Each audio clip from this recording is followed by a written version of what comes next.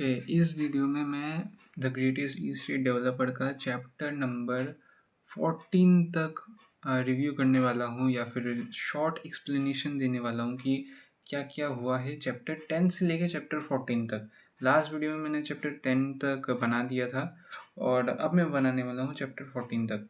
तो first start करते हैं कि एक क्वेश्चन से। ठीक है, मैं जब ग्रेटेस्ट ईस्ट डेवलपर के चैप्टर 14 को ही पढ़ रहा था तब मुझे क्वेश्चन क्लिक हुआ कि जब हमारा सूहो किम शायद उसका पूरा नाम था, तो वो हमारा जो प्रोटैगनिस्ट रियल वर्ल्ड से इस फिक्शनल वर्ल्ड में आया था, इस नॉवल वाले दुनिया में आया था, तब लॉयड फ्रॉन्टेरा का जो कैरेक्टर है वो कैरेक्टर ड्रंक था। ठीक है, वो कैरेक्टर ड्रंक था और वो रास्ते में गिरा पड़ा था। तो उस समय लॉयड का जो कैरेक्टर है उसके साथ क्या हुआ, लाइक वो सोया हुआ था। ठीक है, वो सोया हुआ था और वहां पे सूहो आ गया। तो लॉयड के कैरेक्टर के साथ क्या हुआ, लॉयड का जो कॉन्शियसनेस है वो कहाँ पे गया? क्या सूहो ने लॉयड को खत्म कर दिया, लाइक टपका दिया, या फिर लॉयड की जो कॉन्शियसनेस है वो रियल वर्ल्ड के सूहो में चली गई?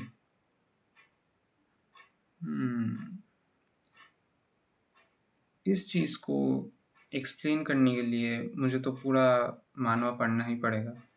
पर मैं क्वेश्चन उन लोगों को पूछना चाहता हूँ जिन लोगों ने पूरा मानवा पढ़ लिया है, या फिर उन लोगों को जो लोग इस चीज़ में क्यूरियस हैं, तो थ्योरीज बना सकते हो कमेंट सेक्शन में। तो हाँ, अभी बात करते हैं चैप्टर नंबर 11 से लेकर 14 तक क्या हुआ है। सूहो क्या बोल रहा हूँ मैं, लॉयड जो है वो खुदाई करता रहता है, माइनिंग करता रहता है केव में। माइनिंग करते करते हमें दिखता है कि जो एंड्स की कॉलोनी है वो आ चुकी है और वो लोग पूरा का पूरा झपटा मार रही है हमारे मेन कैरेक्टर्स के ऊपर। जो वर्कर्स हैं वो लोग भाग गए का मतलब लॉयड ने उनको बोल दिया कि तुम लोग यहाँ से चले जाओ। ठीक है, तो लॉयड और जे जेवियर जो है वो एक दूसरे के साथ लड़ रहे हैं। जेवियर और लॉयड जो है वो एंट कॉलोनी के साथ लड़ रही है। ठीक है, अब लॉयड सोच रहा है कि क्या किया जाए, और उसे एक आइडिया क्लिक होता है कि हाँ, कुछ तो कोई एक चीज़ है। अब उसके बारे में नहीं बताऊंगा, वो थोड़ा सा स्पॉइलर, बहुत बड़ा स्पॉइलर हो जाता है। बट वो चीज़ मिलने के बाद लॉयड जो है उससे वो एंट की कॉलोनी को ख़त्म कर देता है। एंड इसके बाद फिर लॉयड और जेवियर की जो रिलेशनशिप है वो और ज़्यादा अच्छी हो जाती है। उनकी जो मास्टर और लॉर्ड की जो मास्टर और सर्वेंट की जो वो रिलेशनशिप है वो थोड़ी सी और ज़्यादा ट्रस्टेबल साइड में चली जाती है और जेवियर लॉर्ड को और ज़्यादा ट्रस्ट करने लगता है। साथ ही साथ लॉयड का जो वो क्या बोलते हैं, क्या नहीं था, पर्सोना था, नहीं यार वो वर्ड मुझे नहीं मिल रहे। उसको उसको रिस्पेक्ट मिलती है, ऑफ कोर्स उसको रिस्पेक्ट मिलती है, और उसकी इमेज उसका स्टेटस, हाँ उसका स्टेटस जो है वो बाकी के जो लोग हैं किंगडम या फिर क्या विलेज है शायद, जितना मुझे देख के लग रहा है ये विलेज ही है उनका। उनके विलेज में उनका जो रिस्पेक्ट है, लॉयड का जो रिस्पेक्ट है, उसका जो स्टेटस है वो अच्छा हो जाता है।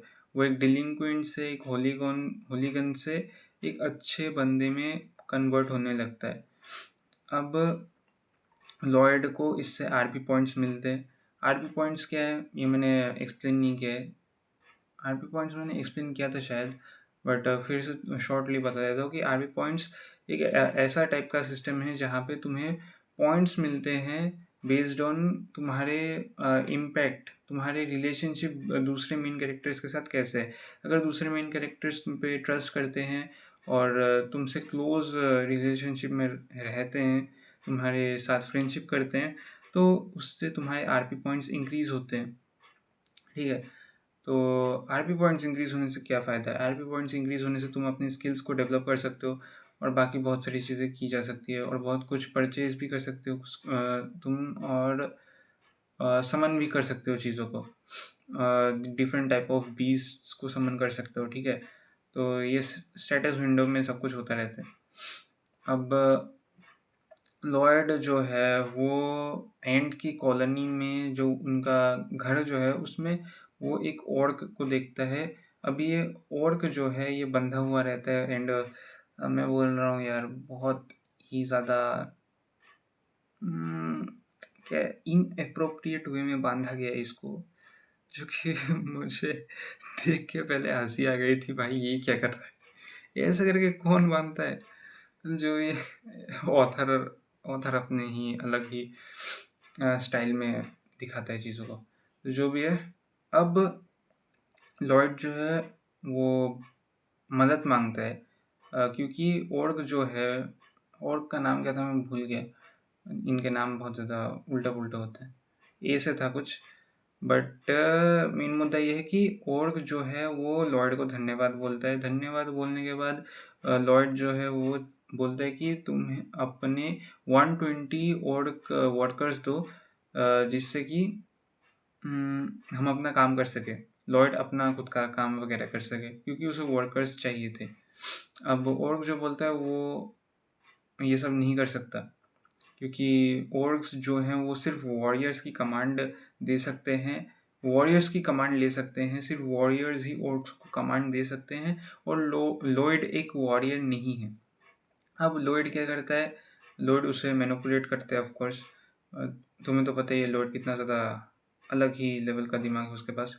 तो लॉयड उसे मैनिपुलेट कर करके उसे हाँ बोल देता है, बट फिर जब वो लोग लॉयड और जेवियर और बाकी के जो उनकी टीम है वो सब ओर्क की किंगडम में जाती है, ओर्क के विलेज में जाती है, वहाँ पे जाने के बाद उनका जो विलेज चीफ है वो मना कर देता है। अब मना क्यों करता है? बिकॉज ओर्ग्स जो हैं वो दिन में हर रोज़ 3 बार हंटिंग करते हैं, एंड मीट हंट करते हैं वो, और मीट जो है वो एक दिन बाद बाद ही ख़राब हो जाता है, और इसी के कारण लॉयड एक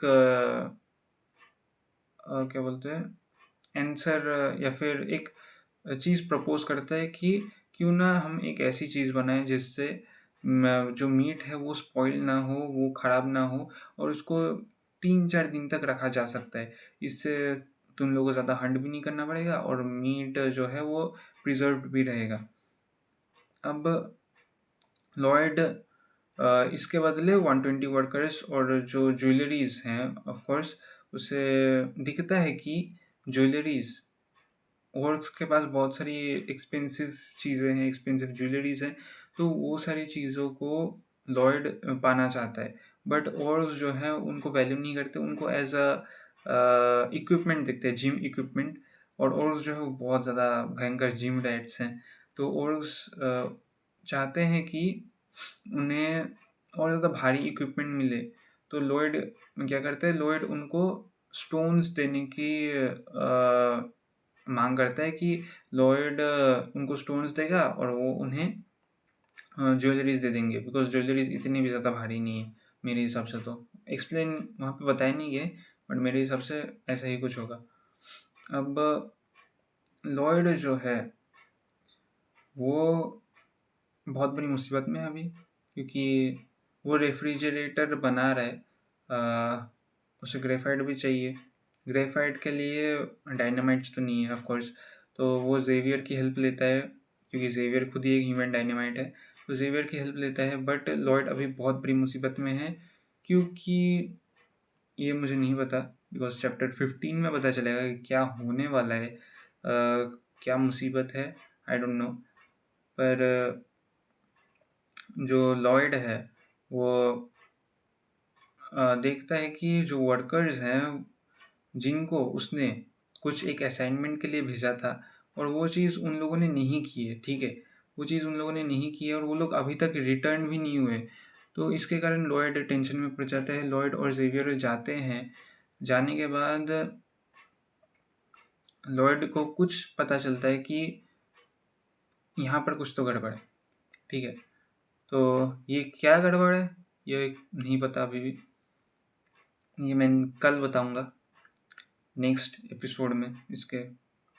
तो हाँ, एक्सप्लेनेशन देखो यार, मैं इतने ज़्यादा अच्छे से एक्सप्लेनेशन नहीं कर सकता, और मैंने प्रीवियस वीडियो में भी बताया था कि मैं फ़ोटोज़ नहीं डाल सकता बिकॉज कॉपीराइट स्ट्राइक वगैरह वगैरह की चीज़ें हैं। तो जब तक मैं वो चीज़ फिगर आउट नहीं कर लेता कि कैसे कॉपीराइट स्ट्राइक को कम किया जाए, कैसे कॉपीराइट क्लेम्स ना पाया जाए, तब तक मैं ऐसा करके वीडियो बनाना चाहता हूँ।